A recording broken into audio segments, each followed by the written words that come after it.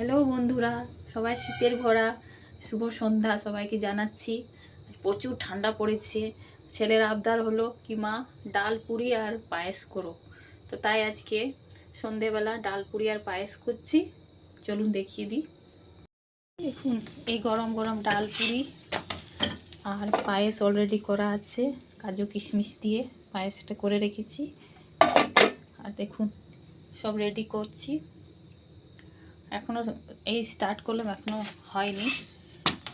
এই শীতকালে একটু মুখরুচি একটু ভালো ভালো খেতে ইচ্ছে যায়, তাই আজকে ডাল পুরি আর পায়েস রাতের মেনু করলাম।